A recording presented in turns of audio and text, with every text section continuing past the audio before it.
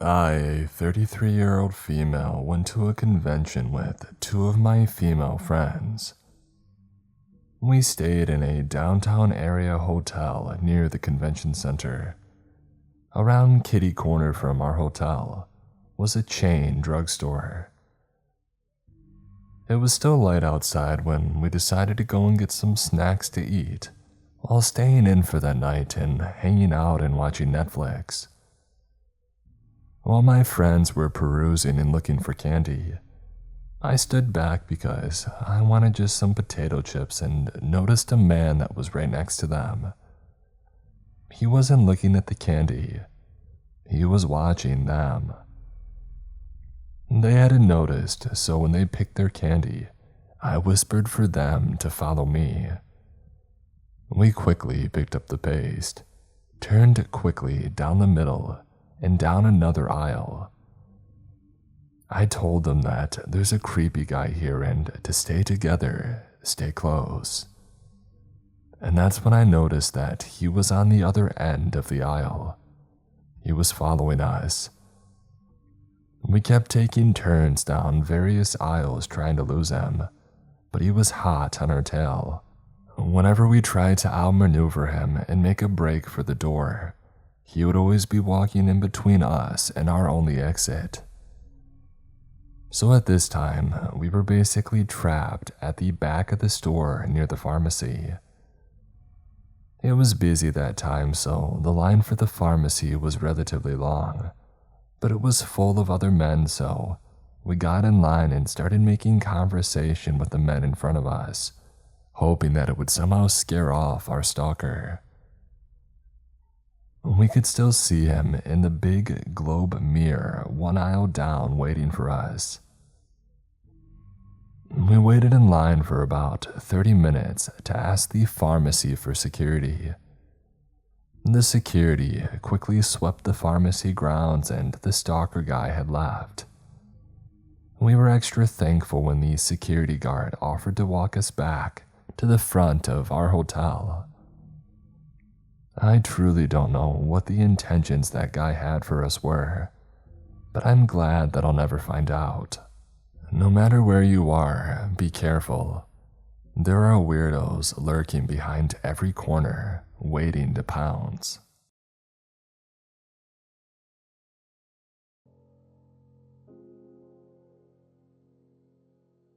I wasn't sure about sharing this story. It still gives me shivers every time I remember what happened. This happened in the Amazonas, in the border between Brazil and Peru. The jungle was an amazing place to live. Everyone knew each other and I had a big group of friends of different ages.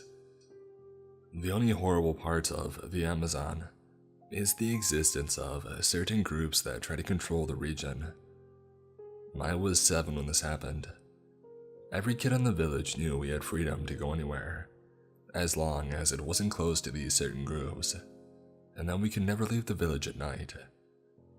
My parents taught me since I was very little how to hide in case something happens, and to run if I see things that get dangerous. I remember all adults of the village were celebrating something. I think it was the equivalent to Halloween. I remember my mother painting her face in a tribal way, and all the children went together to a house to stay safe and have fun. The eldest girl was in charge. She was 17, and as soon as our parents had left, she ignored us and she left with her friends. Our closest group consisted of 6 children. I was one of the youngest ones, and we all listened to the most adventurous one, Leon, who was 14. Whatever Leon said, we followed, because he was fun, always making challenges, and he knew how to take care of us. Yes, despite him being reckless, he was our friend. We loved him, and knew he would never abandon us if something happened. After playing soccer and eating, these 6 of us had become bored. Carla, one of the 6, had the idea to dress up like our parents did, with tribal makeup and dresses. We agreed, and soon, we were all dressed up like the kids who lived in the village of the deepest regions of the Amazon. I remember us playing around until Leon said to, and I quote, Let's explore the Amazon and find a hidden treasure. We all cheered and agreed to leave. It was easy to escape, since the girl who was supposed to take care of us had left. Leon managed to find a lantern and a boat big enough for the 6 of us, and we decided to sail off. It was around midnight, but we didn't care. Just imagine 6 kids dressed up on a boat, splashing water everywhere and trying to find an imaginary treasure. No phones and no adults, just the jungle and us. It was life at its purest. Everything seemed to be perfect until we heard people calling. Who's there? And we saw a lighted boat approaching. Quickly, Leon dropped the lantern and instructed us to lay down on the boat's floor and stay very still. It was one of the scariest moments of my life. I remember clearly how we were all with our bellies to the floor, grabbing our hands and not even daring to breathe. But it was too late. "Stop hiding, I see you," a voice said as the guy illuminated our boat. We stood up and I saw 4 men with guns. I'm not talking about small pistols pointing at us. They laughed and said, "They're a bunch of kids." Leon put himself in front and said that we were on a hurry because our parents were expecting us home. The biggest guy, who had a red bandana, laughed again and said, "Little kids shouldn't be out here alone at night. You could disappear in the jungle and no one would ever find you." At this point, I was super scared and Carla started crying. "You can go. You're just tribe, hua hua," which means baby in the language. And they laughed. I remember all of us hugging each other, crying and sailing as quickly as we could. Once we got home, we entered the house and closed all the doors and windows. We all slept together on the floor, but before that, we agreed not to tell this to anyone in the village, not the elders or our parents, even though no one knows what happened that night. Years later, I understood why they let us go. They thought that we were kids from the local tribe. We had no value to them. If they had known that we were dressed up and were from the village, I probably wouldn't be typing this story. First off, I am living in a very rural, small village with maybe 10 to 15 houses, but close to the highway. You can drive there within maybe 5 minutes, and also about 10 minutes away from the town. If you cross the street, it'll take you about a 10-minute walk to reach the forest. First Christmas Day in the afternoon, my partner and I decided to go for a little digestive walk, as we were really full from all the food. It was about 5 p.m. and already dark when we had left, and we had brought big and bright LED flashlights with us. I also took my camera and my flash, as I love taking pictures of nature at night. We decided to walk on a little country road towards the forest and then turn right, following a small graveled cycle track close to the forest border, which connected our village and the next, and maybe 15 to 20 minute walk between villages. In the middle part of the track, you have to walk through a small bit of forest. It's rather dark and the trees are very high and quite dense. When we entered, I saw our flashlight reflecting on something and recognized a car being parked there on the side of the road, close to the trees. This struck me as odd, as cars are not allowed to drive there, and the path is very narrow and hidden, so I was a bit cautious. My partner pointed to the light inside of the car and it seemed to be empty. I also noticed the windows were frozen, so it must have been parked there for a while. A bit in front of the car, I spotted a tree with an intriguing structure, and I asked my partner to point the flashlight towards it, so I could focus better and photograph it with my flash. After I took a few images, my partner told me, "There's someone standing there, behind us in the middle of the road. He's looking at us." Nobody was following us the whole way. I kept looking around and behind us occasionally, because at this time in the evening, and close to the border of the forest, there are boars sometimes. It is mating season, so they're more aggressive than usual. And indeed, there was a man standing behind us, staying out of the flashlight's reach. He wasn't saying anything, just standing there and facing us. At first, I thought he might be startled, as it may seem a bit weird if someone's just taking photos around your car. It wasn't even legal to drive in that path with a car. I decided to get up and confront him from a distance, explaining to him that I was just taking photos of that tree. He didn't react and he just stood there. I then went on to ask him if he needed some light, and he replied that it wasn't necessary. It was odd, but I was calm, sure about there being a normal explanation for his behavior. Nonetheless, my partner and I decided to GTFO and followed the path leading to the next village. It was maybe 5 to 7 minutes until we reached it. I remembered the letters on his license plate, not numbers though, unfortunately, and I googled it, and it turned out that he was from a city about 6 hours away from our village. And mind you, the country that I live in is in a very strict lockdown right now, so you are only allowed to travel even by car if you have very urgent reasons.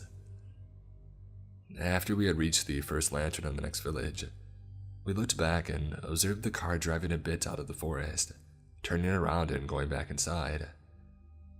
I was able to see that he had parked there again and turned the lights off. He didn't leave the forest. We then went home on a much longer way than initially intended, as I didn't want to go back there for obvious reasons. Our flashlight battery had died on the way and my phone battery was low, so I didn't want to call the police back then. But I called them as soon as I had arrived back home and gave them all the details. A big regret that I didn't memorize the whole license plate, but it was just so surprising that I seriously didn't think about it.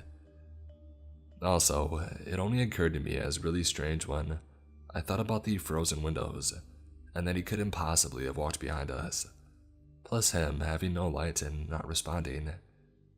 He did seem to be sneaking up on us when I sat down to take the photo. I think that I was very lucky to have my partner, the camera, and the bright light with me. I don't want to imagine what could have happened if I was alone.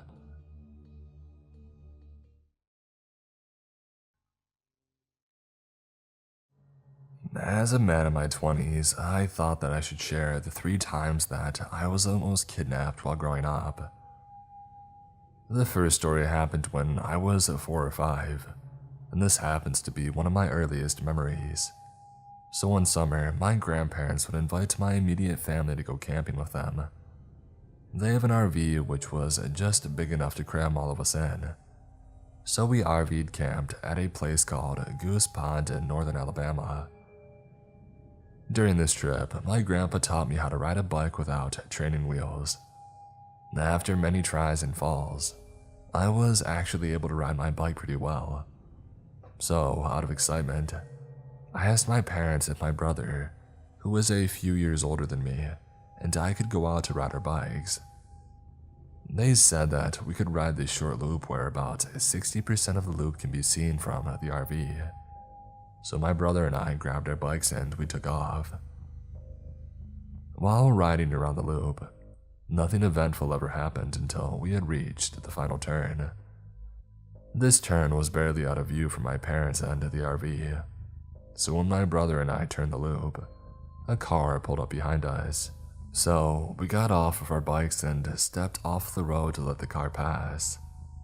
When the car got parallel to us, it stopped.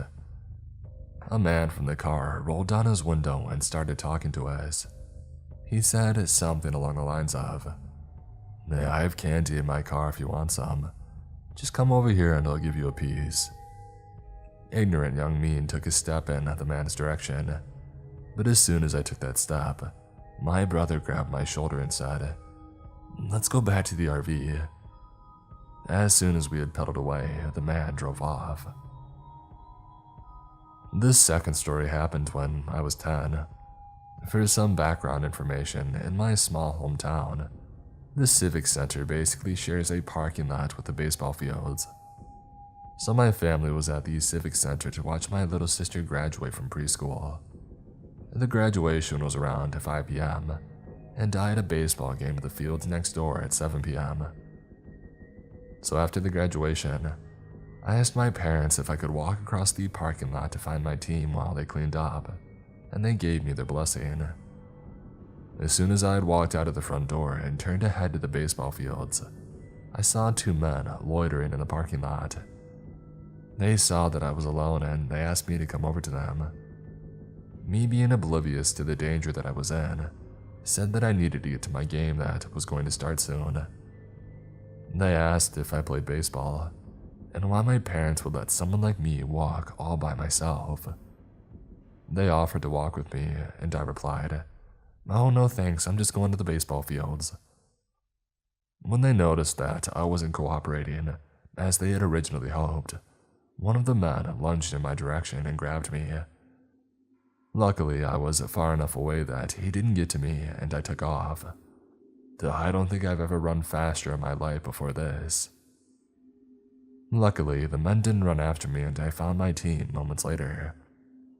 When my parents got to the field, they were panicking to find me. Apparently, someone had reported those two men hanging out in the parking lot in the Civic Center, and my parents were scared to death that they got me. My last story happened when I was 14. Again, as some background information, my house is located next to a major highway, with several gas stations and convenience stores within walking distance of it. My hometown is one of the safest towns in the state. Close to this incident, my town was ranked in the top 25 safest towns in the state. Because of this, my parents didn't mind if I walked to the store to grab snacks, as long as I had asked their permission first. So one day, I was walking to the store. Nothing happened on the way down there, so I walked into the store to buy some snacks. On the way back, I noticed a truck driving by me. When he passed, I looked up and saw the man driving was staring right at me. He wasn't paying attention to the road, just me. So he passed me, and I saw him turn around at the entrance of the neighborhood by my house and started heading back in my direction. At this time, nothing seemed out of the ordinary. I see people turning around there all the time. When he drove by me the second time, he was going noticeably slower than the first time, and he was staring me down. When he got parallel to me, he stopped and opened his door to try to grab me. God must have been looking out to me, because as soon as he did this, a car had pulled up behind him and forced him to continue on down the road. As he drove away, I watched him and saw him turn around again and start heading in my direction. At this point, I was panicking. I took off behind my neighbor's house and hopped the fence into my backyard and went into my house. I remembered that I was home alone, and the terror started to sink in. I immediately rushed to the window to see the man carefully scanning the area where he last saw me. He was looking for me. He stayed in his car, going so slow that it took him what seemed like 5 minutes to pass my house. When he started to pass my house, I noticed that he was trying to see through my windows from the road. I ducked down and hid, only looking through the bottom corner of the window. Eventually, I saw him speed off, never to return again. As a boy growing up, people never thought these types of things could happen to me. It is a mystery to me how I was able to avoid kidnappers 3 times. Most people aren't that lucky. To all the young people and parents that are listening to this, it doesn't matter who it is, boy or girl. Bad people are lurking everywhere.